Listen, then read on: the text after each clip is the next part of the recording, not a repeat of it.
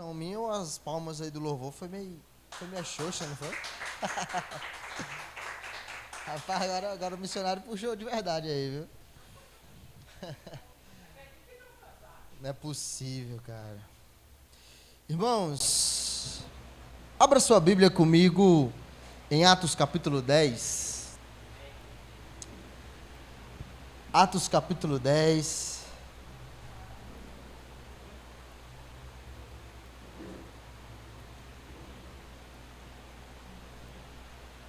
Deus é bom, irmãos.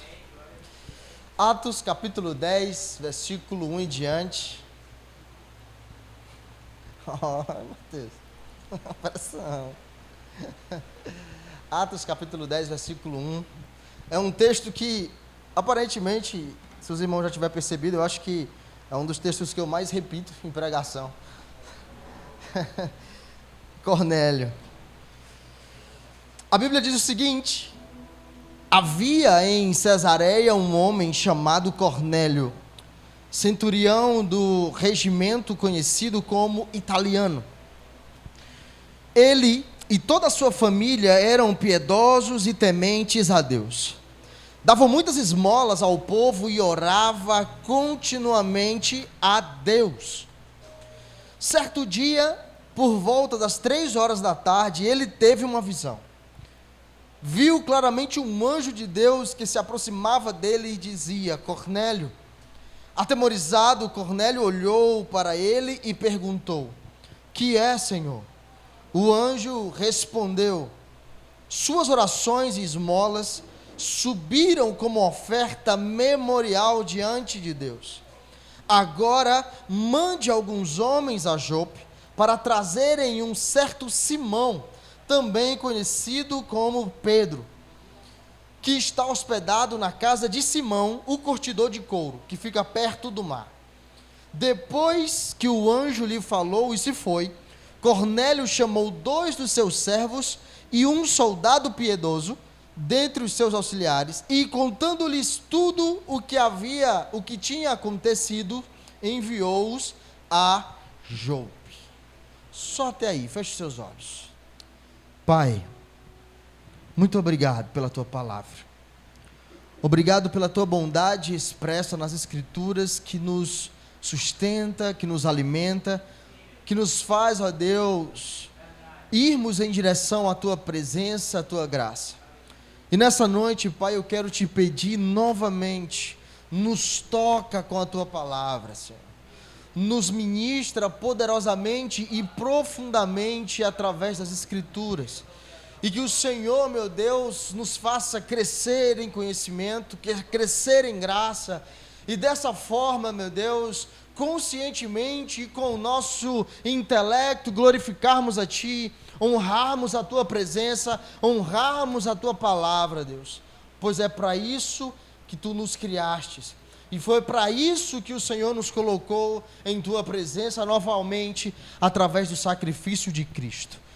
Por isso, nos toca, Pai. Faça fluir sobre nós essa noite o poder das Escrituras, para que o Teu nome seja glorificado, não só aqui, mas por onde nós andarmos, carregando a Tua presença. Essa é a oração que eu te faço, ó Deus, em nome de Jesus. Amém, meus irmãos? Como eu já havia dito, já algumas vezes eu já ministrei esse texto aqui, Cornélio. E a vida de Cornélio, ela é um exemplo para nós. E ler, apesar de como já preguei algumas vezes, a postura, a maneira com que ele vivia, para nós é um exemplo e pode nos dar muitas lições. Como já antes eu ministrei, ele foi um homem que, mesmo sendo um homem de alta, vamos dizer assim, posição social, ele era um centurião, ou seja, um comandante de uma tropa de 100 homens. E nada mais, nada menos do que em Cesareia. Cesareia é uma cidade portuária muito importante para Roma. Então, se ele era um centurião, um comandante de uma tropa, ele tinha uma posição elevada. E a vida dele é facilmente tipificada a nossa, exceto esse fator que eu acredito que ninguém aqui tem uma posição social tão elevada assim. Mas fora esse detalhe, nós podemos nos tipificar, ou seja, nos ver ou projetar a nossa vida conforme a vida de Cornélio. Por quê, pastor? Veja bem, Cornélio, ele não era judeu de nascimento. Ele não fazia parte do povo escolhido de Deus. Ele não tinha nenhuma obrigação com os princípios de Deus, que inclusive é algo que eu acho muito esquisito em tempos que nós estamos vivendo, em que a igreja quer impor para uma sociedade que não faz parte da aliança com Deus, que vivam conforme a aliança. Mas Cornélio acontece, vamos dizer assim, mas em Cornélio acontece coisas que já aconteceram conosco, ou que ainda vai acontecer. Por isso que eu digo que a vida de Cornélio é uma vida que facilmente podemos tipificar a nossa. E vamos pensar no seguinte: Cornélio, sendo esse homem estrangeiro numa cidade em que vivia povos mistos, ou seja, judeus e gentios, e que, diga-se de passagem, não tinha uma relação afetuosa. Como que os judeus iriam viver de maneira afetuosa com um povo que dominava sobre ele, que os oprimia, obrigando a pagar tributos e cada vez mais altos? Tipo nós, né? Cada vez que passa a inflação sobe, mais tributos nós pagamos ao governo. Então, muito difícil que todos vivam tenham uma relação afetuosa com governantes, com gestores. E aí, né, em tempos como esse aí que nós já vemos, existe a polarização política, que isso já é um exemplo muito desgastante para a gente, pelo menos para mim é muito desgastante. Enfim, mas olhando para Cornélio, acontece algo que provavelmente aconteceu com você. O quê? Mesmo ele estando fora da promessa, fora da aliança, fora daquilo que pertencia ao Senhor, ao ser inserido no meio, ou seja, assumindo a posição de centurião e sendo alocado no quartel-general ali em Cesareia, algo começa a acontecer com Cornélio. Ele começa a observar os judeus. Ele começa ali, mesmo com o seu papel de dominar, de manter a ordem civil, de coletar os impostos, de fazer com que a cidade funcionasse bem, ele começa a reparar nos judeus. E eu posso até especular, conhecendo um pouco a tradição judaica, nós podemos pensar no seguinte: o que Cornélio observava nos judeus? Veja a situação dos judeus, um povo dominado, um povo que foi conquistado por Roma e agora subjugado, sendo obrigados a trabalhar em uma parte da sua produção e entregar gratuitamente para Roma. Ou seja, uma situação difícil, uma situação humilhante, uma situação que em nada agradava. Mas, mesmo assim, o que Cornélio via nesse povo? Mesmo nessa condição tão, entre aspas, humilhante, o que é que Cornélio via nos judeus?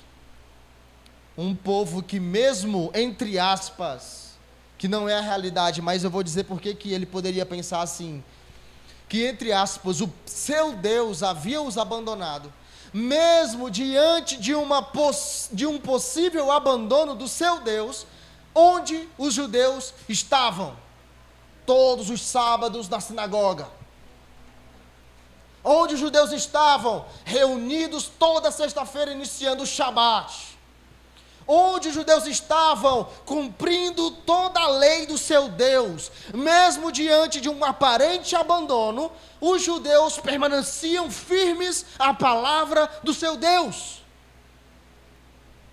E isso Cornélio observava.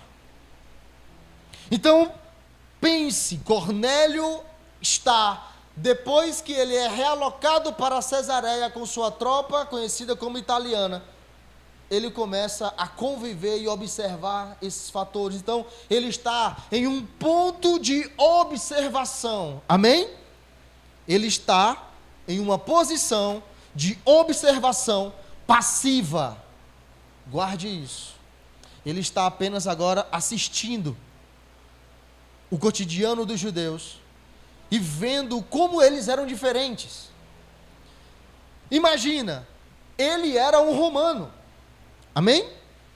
Então, possivelmente, era muito comum que a cabeça do romano não conseguisse entender os judeus dessa forma. Porque havia muitos deuses. Júpiter, Vênus, Saturno, Hera, um monte de deuses romanos que sempre têm uma correlação com os gregos. Zeus, Júpiter, e aí eu não lembro tudo, mas enfim. Quando acontecia uma situação ruim, eles imaginavam, o nosso Deus nos abandonou, o nosso Deus está assim, e eles automaticamente poderiam recorrer a outros deuses, ou simplesmente se revoltar e morrer, entre aspas, revoltados contra esse Deus dele. Júpiter, que era o rei dos deuses, ou Cronos no grego, mas Saturno, que seria o pai de Júpiter.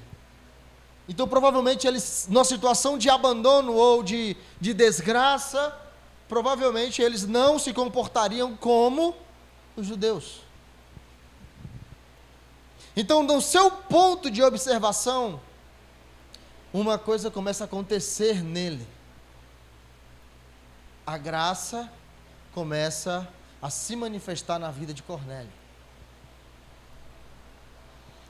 E a partir disso, nessa observação, nesse ponto de observação passiva que Cornélio estava, ele dá um passo adiante. Ele vendo, cara, esse povo é diferente. Provavelmente, se eles conseguem se manter nessa postura tão firme, mesmo diante de um possível abandono do seu Deus, como diante de um possível juízo do seu Deus, eles permanecem fiéis, eles permanecem totalmente devotados à palavra do seu Deus. Mas por que eles permanecem assim?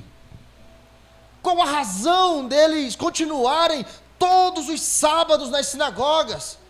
O que motiva eles a toda sexta-feira, a partir das 18 horas, se reunirem com sua família e celebrarem o Shabat?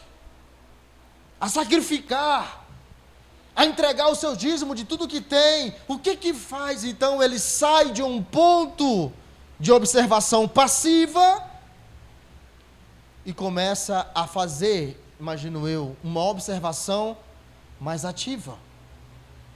Ele começa a se relacionar com os judeus. Ele começa a ter uma certa proximidade com os judeus. O que é que te faz pensar nisso, pastor?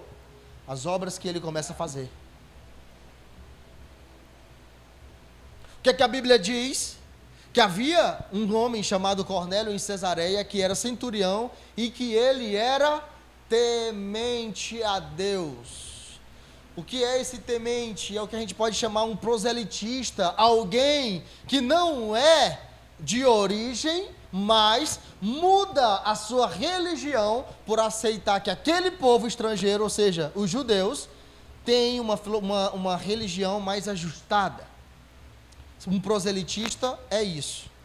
É um cara que mesmo, vamos supor, alguém que é africano, que tem uma matriz religiosa baseada na sua mitologia, baseada no seu sincretismo, e de repente ele se muda para um lugar e entende que a manifestação religiosa daquele outro lugar que ele foi inserido é melhor. Então ele troca a sua religião de origem por uma nova religião.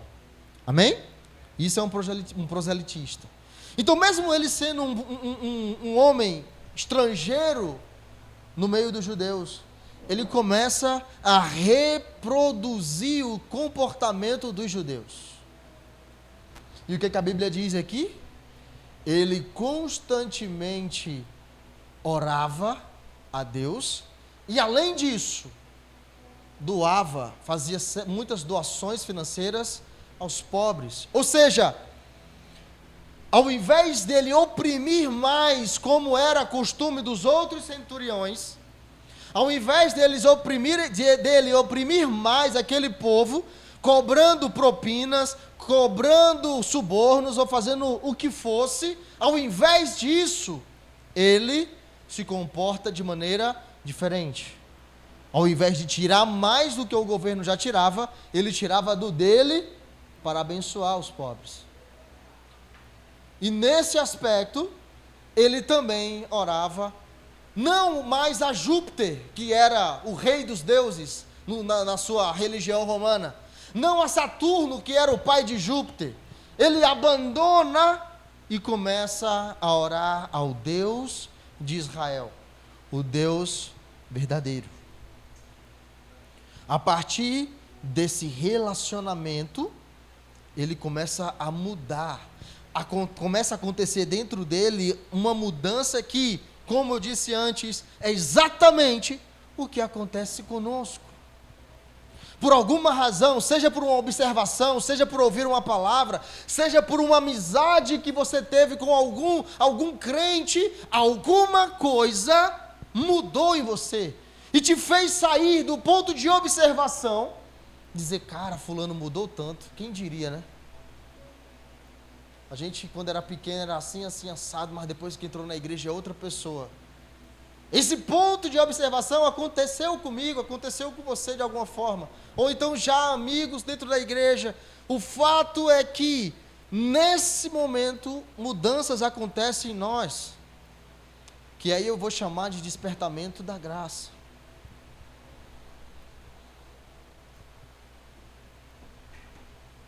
Mas o fato, irmãos, é que apenas essa observação e apenas uma interiorização de que aquilo que você fazia antes era errado e agora tem que passar por ajustes, não é suficiente.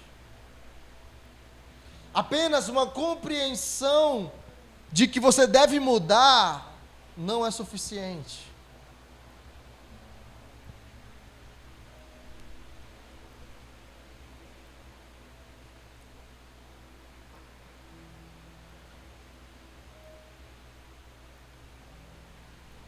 E por isso Deus faz acontecer alguma coisa, algo maravilhoso aqui nesse texto. Mas antes de nós entrarmos nisso, eu quero abrir um parêntese para a gente entender algo aqui, em Cornélio. Uma lição profunda. Como eu já disse, já tem uma lição intrínseca aqui. Ao invés de ele usar a posição que ele tinha para oprimir, ele usava a sua posição para abençoar. Amém. Mas a vida de Cornélio nos ensina algo que é muito profundo.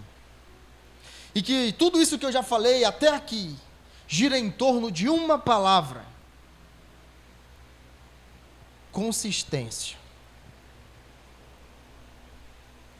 Ser consistente naquilo que começa a fazer. Como assim, pastor? Nós estávamos no começo, Cornélio apenas observando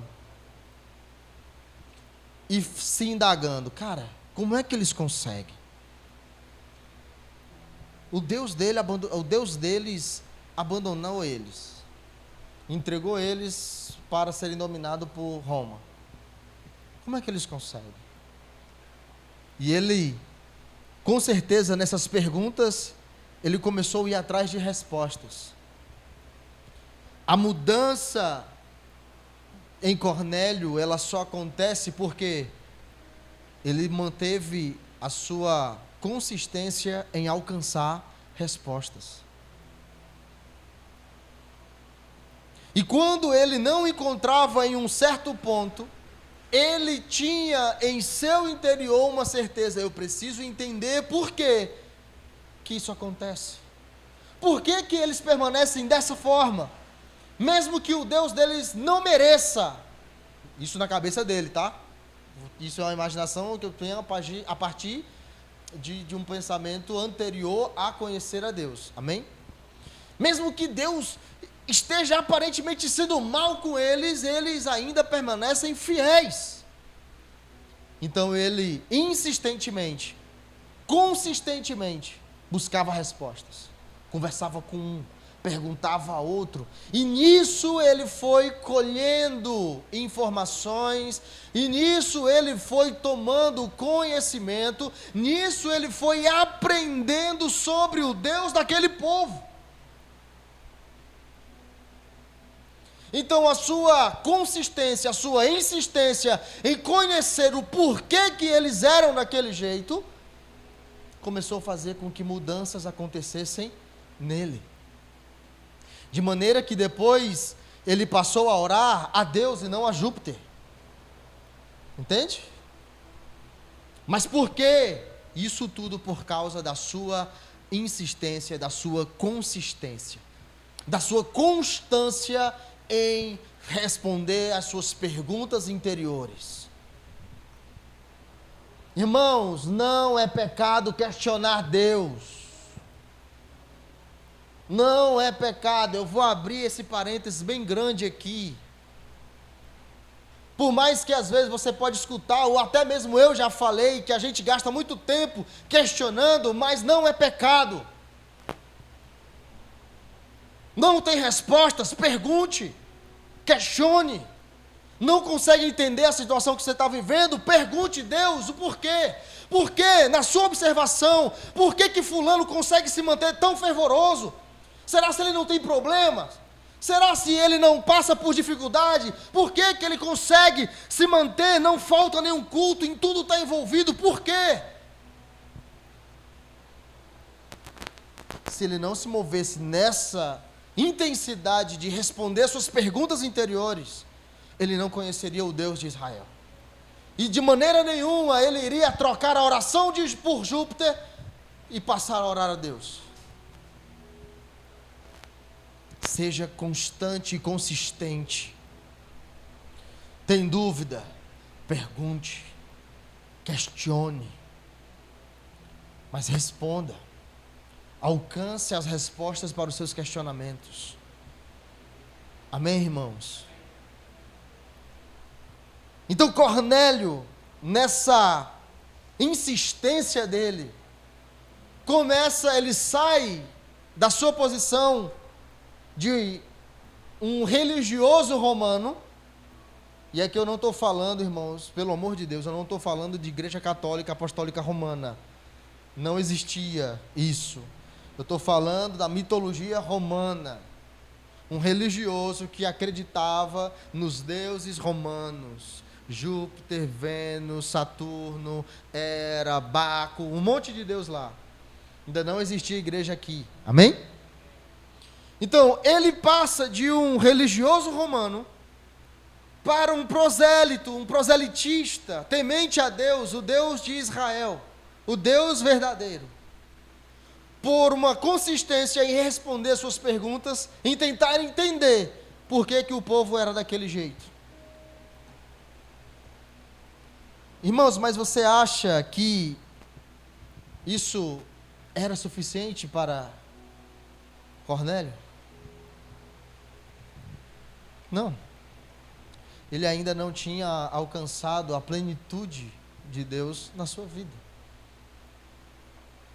E aqui eu te digo mais uma coisa. Não basta apenas achar respostas. Não basta apenas obter informações sobre Deus, sobre Jesus. Como Paulo diz em Romanos 1, O que de Deus se pode ser revelado desde antigamente poderia ser observado na natureza. Os seus atributos invisíveis, a sua natureza divina. Ou seja, o poder de Deus, ele pode ser revelado e você pode colher essas informações a partir de uma observação de um irmão, ouvindo uma pregação, até lendo alguns textos, até mesmo na sua rede social, lá todo dia um irmãozinho, no status do WhatsApp, coloca um versículo bíblico lá, você pode colher. Mas isso não faz mudanças significativas na sua vida. E aqui, mais uma vez, nós vamos esbarrar na mesma palavra que eu disse. Se não manter a constância, a insistência, vai parar por aqui. O que a Bíblia fala de Cornélio? Depois que ele entendeu, depois que ele teve conhecimento suficiente para mudar o seu comportamento mais exterior, vamos dizer assim, dando esmolas e orando, a Bíblia diz que ele continuamente fazia isso. Continuamente, insistentemente, constantemente ele permanecia fazendo as obras, as boas obras que ele aprendeu com os judeus a fazer. Qual é a implicação disso, pastor? Porque foi a partir dessa insistência, foi a partir dessa persistência que Deus se revela a ele. Não é apenas você saber que Deus é bom. Não é apenas você entender a salvação, o processo da salvação. Não é só você conhecer alguns textos, saber interpretar algumas passagens, algumas seções da Bíblia. Não é só isso. Ficar somente nessa fase, ficar somente nessa questão de ter informações, não vai te levar ao céu. Não vai fazer você terminar a jornada.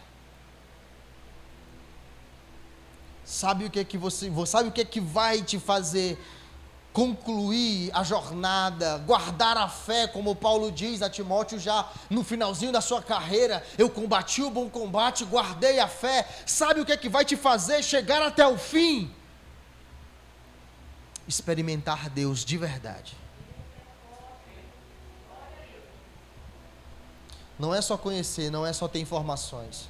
Não é só imaginar o que o irmão sente quando está ali, cheio do poder, orando em línguas, ou sei lá, fazendo alguma coisa. Não é ficar só na imagem, meu Deus, o que o irmão sente quando está no louvor, porque ele fica tão eufórico. Será o que o irmão sente quando está no culto, que chora? O que acontece? Em vez de você ficar apenas nessa imaginação, experimenta. Insista até experimentar.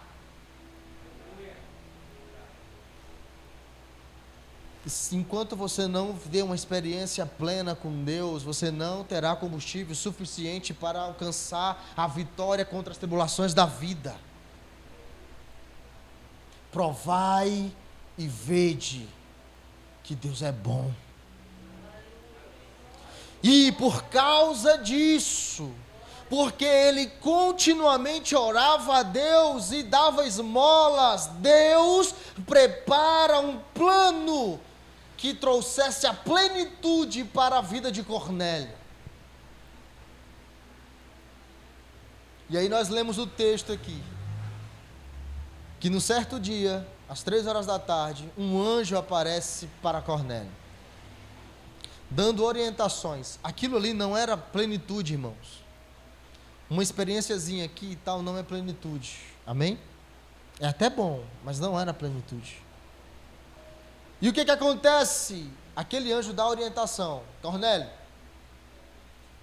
as tuas orações foram ouvidas, e as esmolas que você dá mexeram na lembrança de Deus, subiram a Deus como um memorial. E por causa disso, porque você se manteve coerente com aquilo que você aprendeu com os judeus, orando constantemente, insistindo, mesmo sem ver nenhum resultado, irmãos. Esse aqui é o segredo. Parece que não tem resultado nenhum. Aparentemente não está acontecendo nada. Você ora, você abençoa alguém, você ajuda, você faz. Você se priva de seus pecados, você faz alguma coisa e parece que nada está acontecendo. E aí a gente pode ir lá para a parábola da viúva e o juiz iníquo.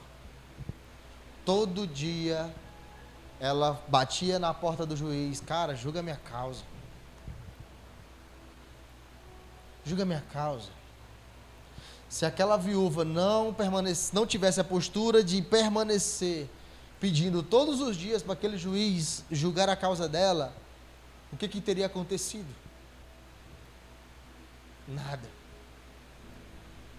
Mas Cornélio, bem parecido com essa viúva da parábola, todos os dias ele estava lá orando, se relacionando com o Deus verdadeiro. E aí o anjo aparece para ele, e aí ele diz: Cornélio, bem que parecia que não ia acontecer nada, né? Mas faz o seguinte: tem um homem chamado Simão, que o apelido dele é Pedro, está lá na casa de outro Simão, que curte couro em Jope. Vai lá e traz ele aqui. Quando você entende a mensagem das Escrituras, e mesmo contra a sua vontade, mesmo contra as suas forças, mesmo contra os seus pensamentos, as suas motivações, insiste em permanecer nela, Deus cria as situações. Não é nós, é Deus. Não é o nosso merecimento, não, é Deus agindo em misericórdia pela nossa consistência em estar humilhado diante dele. Não é porque, Deus tem prazer. Não, ele não tem. Ele só está testando a tua motivação. Porque se a tua motivação for apenas emocional, se a tua motivação de estar buscando a Ele, de estar buscando santificação, é apenas algo superficial, vai acabar. Mas se você de fato deixar a verdade das Escrituras encravarem na sua vida, de maneira que, a mesma forma que os judeus viviam, que chamou a atenção de Cornélio, em que mesmo numa situação difícil, em uma possível situação de abandono, de desamparo, você se permanece ali, fiel, orando, buscando, se privando dos seus desejos maléficos e malignos, Deus vai criar situação que vai mudar completamente a tua vida. Enquanto Deus falava com Cornélio que ele mandou os seus enviados, Deus já estava lá na frente falando com Pedro. Se a gente continuar lendo o texto, enquanto os enviados de Cornélio estavam indo em direção a Jope, Deus já estava falando com Pedro. Meio-dia, jejuando, teve fome, sobe no terraço para orar. E ali, enquanto a comida estava sendo preparada, ele orando, ele foi arrebatado em espírito. A minha versão aqui diz que ele entrou em êxtase, mas é arrebatamento de espírito. Transe, para quem quiser. E ele viu um lençol descendo com tudo que era impuro. Disse: Pedro, levanta e mata, e come. Negativo, Senhor. Eu jamais toquei em algo impuro, eu vou comer. Se eu nunca nem peguei, eu vou comer. Negativo. E acontece que ele negou, tal, foi recolhido. E na hora que é recolhido, os homens chegam na porta. Rapaz, é aqui que está Pedro. Nega também Simão. É ele mesmo. Rapaz, a gente veio com um recado do nosso centurião lá. Você pode chamar? Pode. Pedro vai, escuta o recado, vai. E é interessante, eu recomendo você ler em casa, que Pedro chega todo arrogante. na casa de Cornélio. Vocês sabem que eu, judeu, lembra que eu falei no início lá que o relacionamento não era bom? Vocês sabem que eu, como judeu, não poderia nem estar aqui com vocês, né? Vocês estão sabendo disso, né? Mas como Deus me deu uma visão, ou seja, mas como Deus preparou, não pelo mérito de Pedro, não porque Pedro era o bonzão, mas pela consistência de Cornélio em se manter no propósito de buscar a Deus, de conhecer mais profundamente esse Deus, Pedro é enviado. E lá ele começa a pregar sobre Jesus. Olha, nós somos testemunhas de que Cristo veio assim, foi morto, ressuscitou no terceiro dia, aquela coisa tal. E a Bíblia diz que enquanto Pedro estava falando, o Espírito veio sobre Cornélio e ele começou a falar em línguas e a profetizar. Não só ele, mas toda a família. E aqui eu vou abrir um parênteses bem grande, maior do que o primeiro aqui.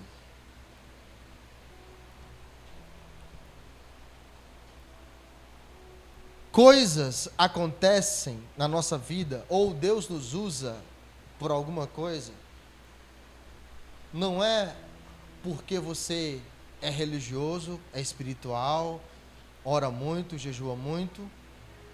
Não. Às vezes Deus usa a gente para nos ensinar.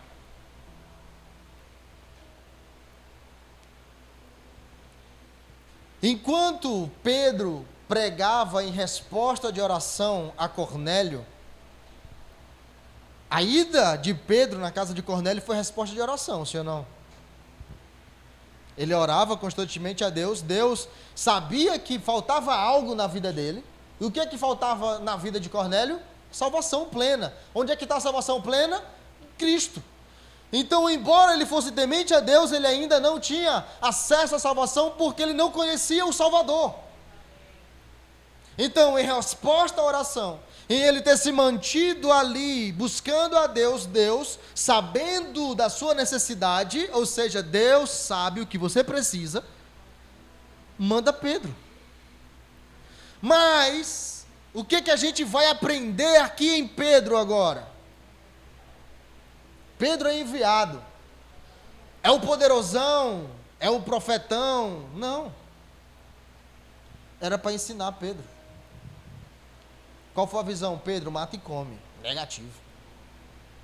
Mas por quê, Pedro? Tu vai chamar de impuro aquilo que Deus purificou? É bem aqui que a gente encontra algumas respostas. Sabe aqueles momentos que você está só o caco? Sabe aquele momento que é você que está precisando de uma palavra? Que você está precisando de um ensinamento? Que você é que às vezes está dizendo, meu Deus, me dá uma resposta. E Deus cria uma situação em que uma pessoa chega pedindo oração para ti, e tu, não, eu que preciso de oração. Quando a pessoa chega pedindo um conselho para você, não, mas eu que estou precisando de um conselho.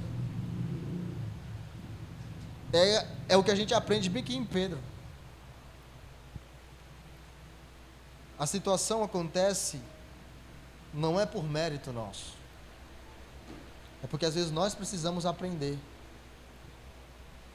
Aprender que não é nós, não é as nossas forças, é o poder dele agindo.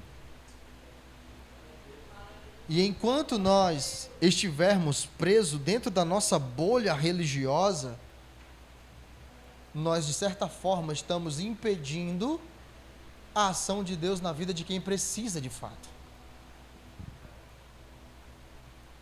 Se Pedro tivesse ficado na sua bolha,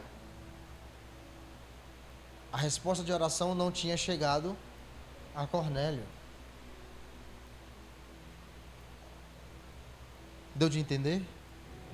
Enquanto você fica apenas concentrado na sua própria necessidade, enquanto você fica concentrado na sua bolha daqui, eu é que estou precisando, existe alguém mais necessitado que você que está sendo impedido de ser abençoado porque você está no seu egoísmo de que eu é que preciso.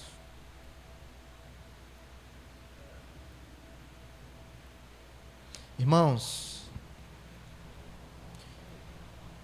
embora Deus nos prove sempre, o evangelho é para o próximo, como eu já disse várias vezes aqui. Então nós temos duas grandes lições aqui hoje, para a gente encerrar. A primeira é na vida de Cornélio, que a minha concentração maior foi nele, porque essa de Pedro é só um adendo. Não tem como falar de Cornélio sem lembrar de Pedro. A primeira grande lição é: insista, persista, seja constante na sua busca e não pare até que Deus traga a plenitude sobre você, até que Deus transforme, até que Deus mova, nem que seja outra pessoa, até que Deus, nem que aconteça de Deus mandar alguém de outra cidade, de outro país, para esclarecer a tua cabeça. Mas não pare até que isso aconteça. Pode parecer que não tenha resultado nenhum, pode parecer que não aconteça nada, mas só o fato de todos os dias você estar dizendo: Deus, eu estou aqui, eu confio que a tua palavra é a verdade e eu vou permanecer nela. Eu acredito que o melhor lugar de se estar é diante de ti. Eu posso até não estar sentindo aqui, eu posso até não estar nem me arrepiando, nem me emocionando, nem nada, mas eu estou aqui.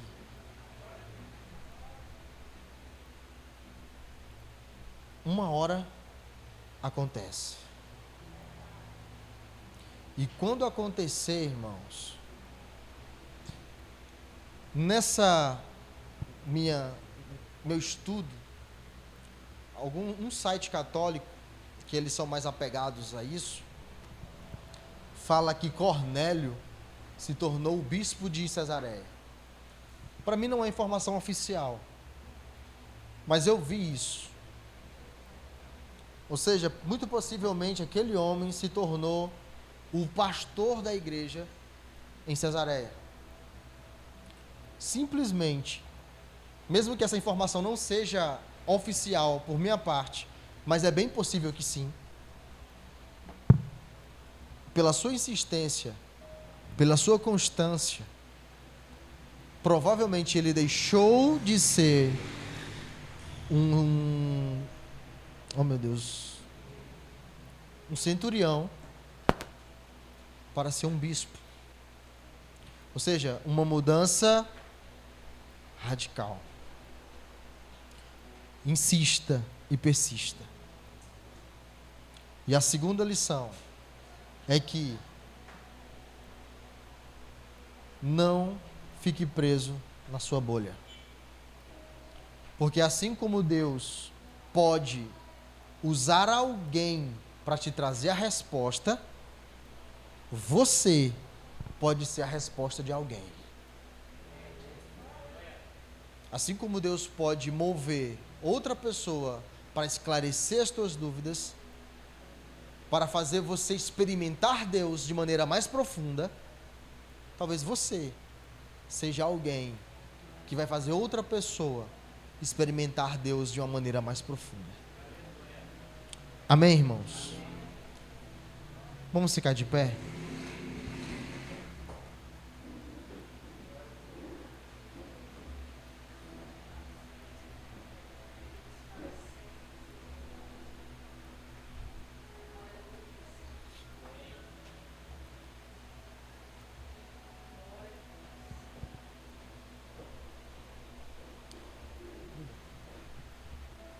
Feche os seus olhos.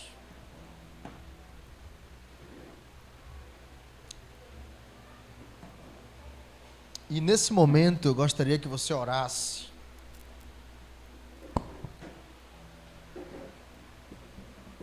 Principalmente no que diz respeito às tuas dúvidas interiores. pelo tempo que você já congrega aqui, pelo tempo que você já escuta as minhas pregações e dos missionários, eu sei que você já tem bastante informações sobre Deus. Eu sei que você já sabe muita coisa. Bastante coisa. Mas possivelmente você carrega muitas dúvidas. Possivelmente você tenha muitos questionamentos. E eu gostaria que você fechasse seus olhos, se concentrasse em Deus e fizesse os seus questionamentos a Deus.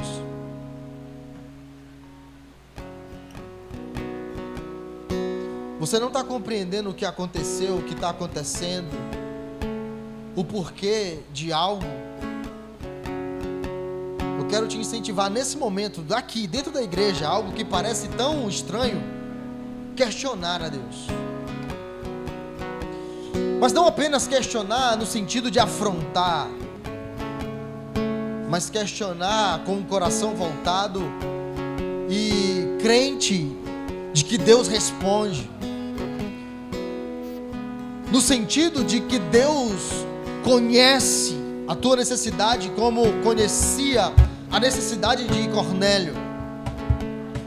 Com o coração crente de que você pode obter respostas de Deus, seja agora, seja depois, seja como estranho ou como conhecido. Deus, me faça entender as circunstâncias que eu vivo hoje. Me faça ter uma compreensão mais profunda, para que eu consiga me manter firme. O que eu preciso, o que eu tenho que aprender com isso, o que é que deve ser aperfeiçoado na minha vida a partir dessa situação.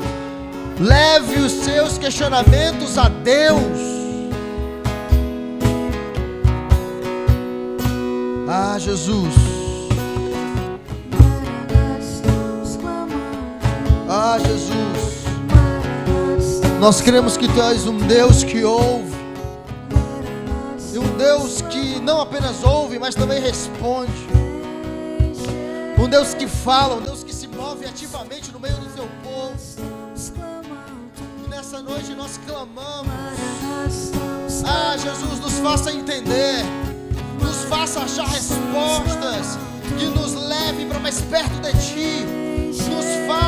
Nos tira dessa posição de só observar, de só ficar imaginando o que acontece com o irmão, por que o irmão ora tanto, por que o irmão é tão crente, por que o irmão consegue fazer isso, eu não consigo.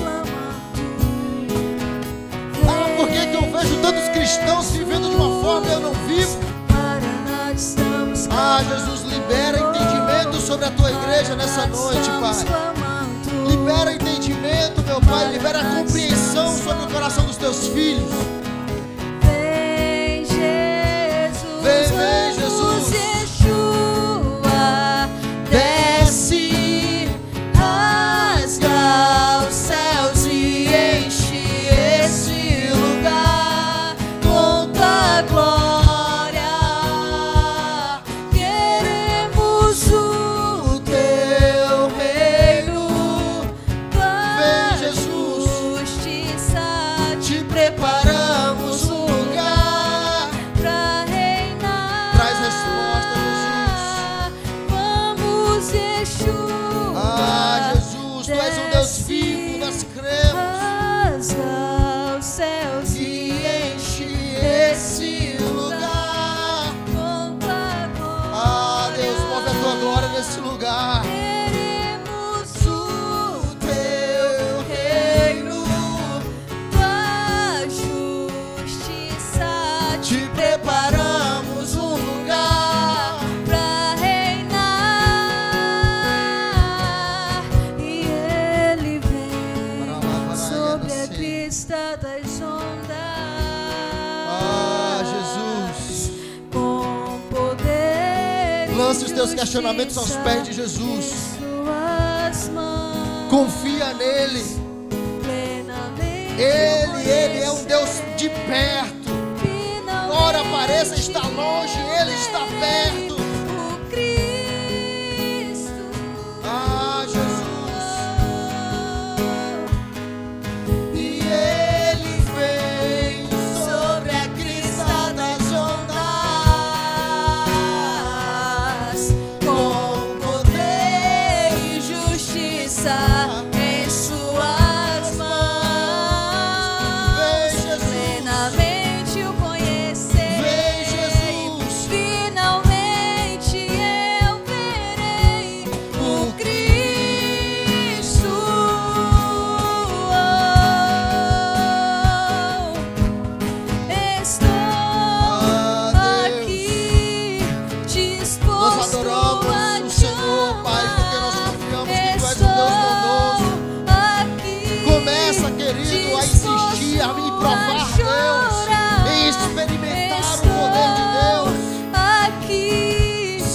Jesus, nos faça experimentar o teu poder mais profundamente.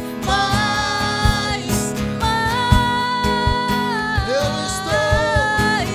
estou aqui. Nós estamos aqui, Jesus. Estou aqui, disposto Deus. a chorar.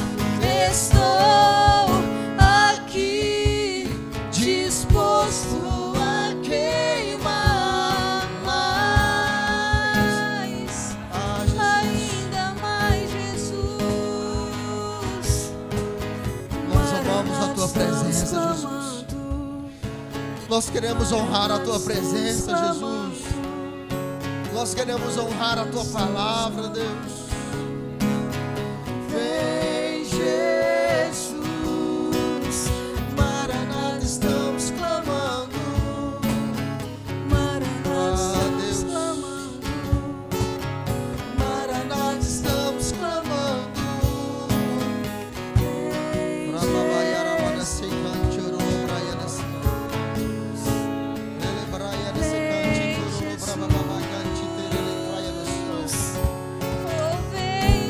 Espírito de Deus, traz clareza ao coração dos teus filhos.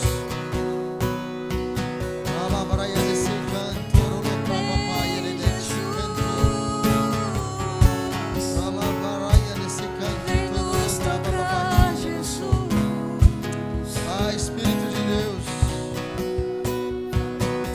Espírito de Deus, tu sabe o que teus filhos precisam nessa noite. Tu sabe as respostas que os teus filhos precisam nessa noite. E se ainda não teve respostas que forem entregues na mensagem, que nesses dias o Senhor traga o entendimento, Deus. Deus. Tu és um Deus vivo, Pai. Tu és um Deus que se move com poder e justiça, glória e majestade.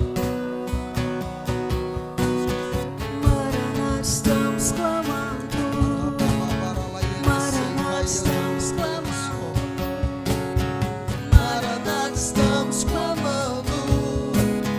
Vem, Jesus. Maranata, estamos clamando. Maranata, Maranata, estamos clamando. Maranata, estamos clamando, Jesus. Maranata, estamos clamando.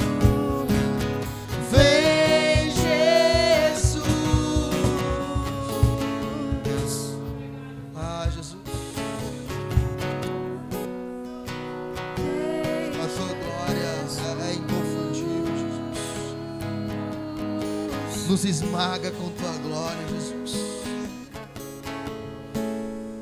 Espírito de Deus, eu oro nessa noite para que o Senhor conduza o teu povo a dias de experimentação da tua glória, Jesus. Jesus, eu oro pedindo que o Senhor conceda experiências profundas nesses próximos dias.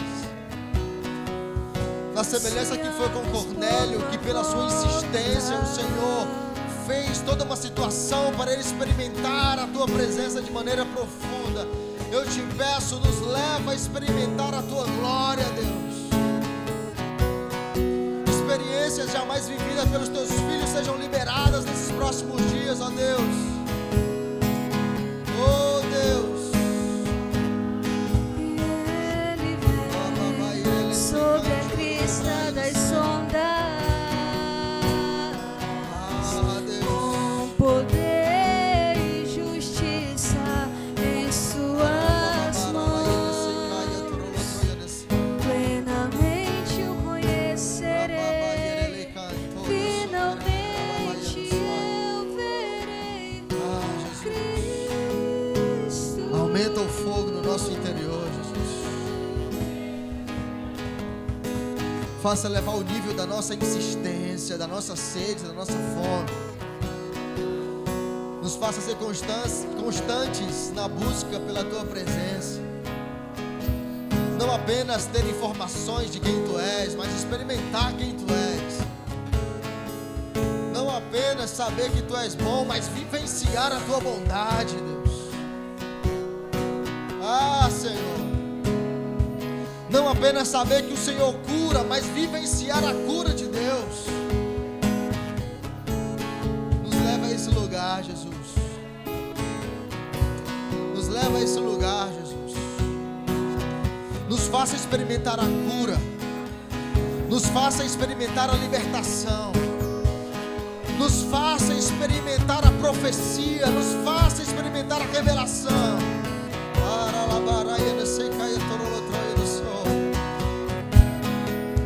Ah, Jesus, nos faça experimentar línguas. Nos faça experimentar visões. Nos faça experimentar sabedoria. Nos faça experimentar sinais de prodígios e maravilhas. Nos faça experimentar a verdade das Escrituras, Deus. Ah, Deus, numa dimensão ainda mais profunda. E que isso gere transformação, salvação, libertação. Não só para mim, mas para os outros também, Deus. Oh, Jesus, nos faça levar essa atmosfera desse lugar a nossos lares. Queremos queimar de amor por ti.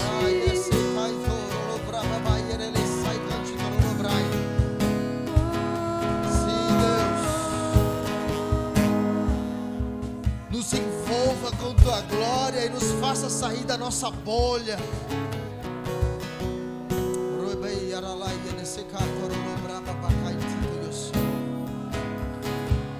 Mais sede, Jesus, mais glória.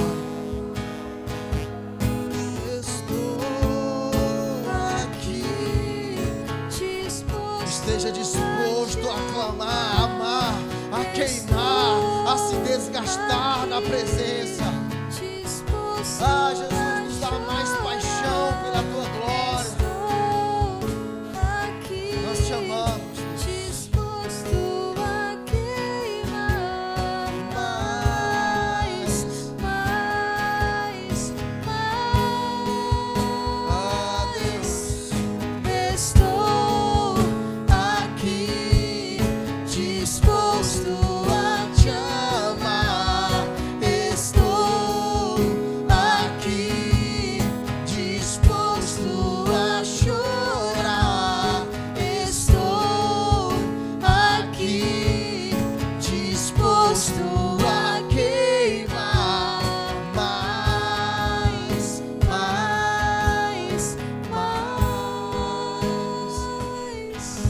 Ah, Deus. Obrigado, Jesus. Nos vivifica diante de ti, Jesus.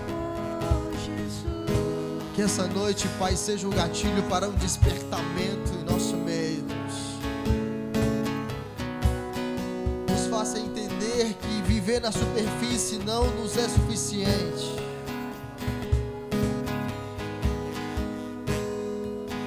Mas faça brotar em nós um desejo insaciável de te conhecer. Assim como disse o profeta, conhecer e prosseguir em conhecer.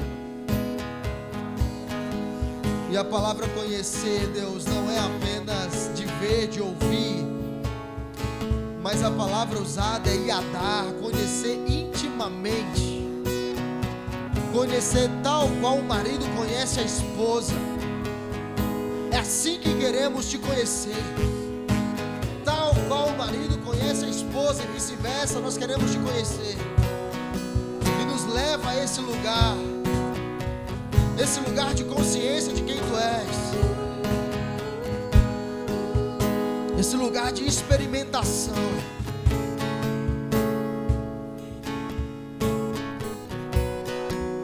Obrigado, Jesus. Não há ninguém que se compare a ti, Deus.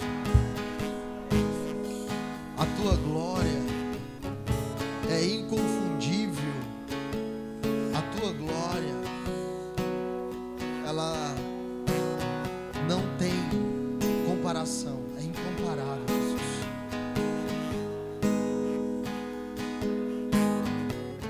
Obrigado por colocar a tua presença em nós, Pai. E obrigado por manifestar a tua bondade em nosso meio.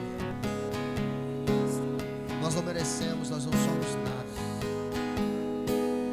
Mas por quem Tu és, um Deus amoroso, misericordioso, compassivo, o Senhor nos conduz à Tua presença.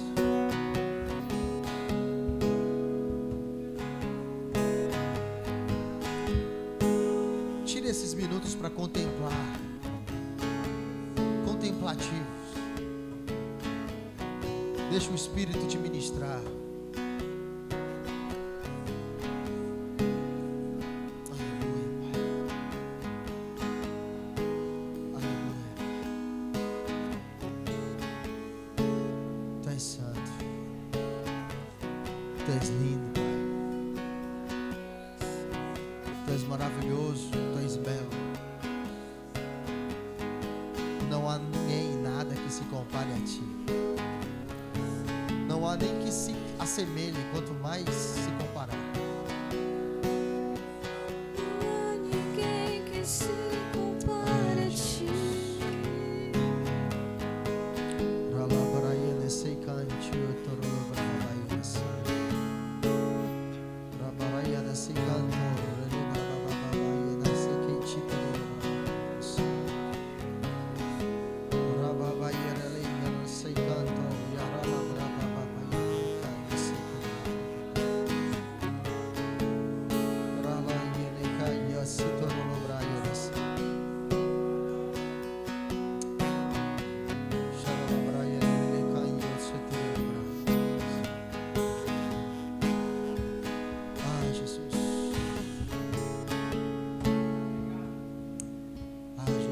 Obrigado por essa noite, Pai.